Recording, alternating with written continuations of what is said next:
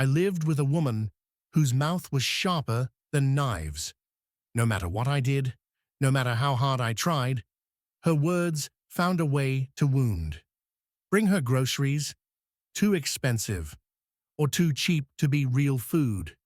Take her to dinner, she found fault with everything, the food, the staff, even the chairs.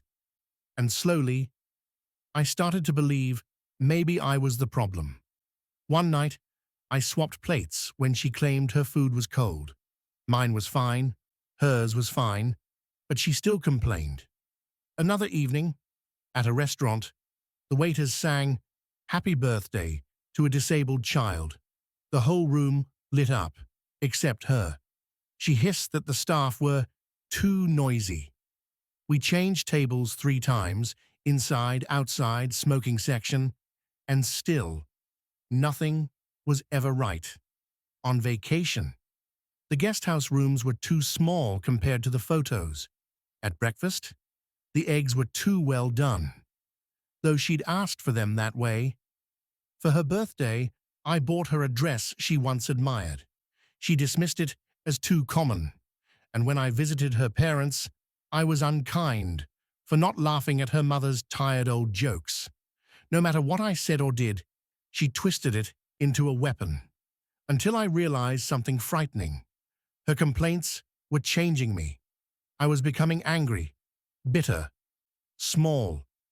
Finally, I went to see an elderly family man in my village, a herbalist, a shrink, a man people trusted with their deepest ancient wisdom. I told him everything. My wife complains about everything. I feel disrespected, inadequate, broken. What herb can I take to feel strong again? He listened, silently, his eyes soft but piercing. Then he stood, disappeared into his study, and returned with a tiny bottle filled with liquid. The top had a soft, rubbery stopper. Each time she complains, he said, pull this out and chew. I left skeptical, but desperate enough to try. The very next day at a restaurant, she complained the lights were too dim.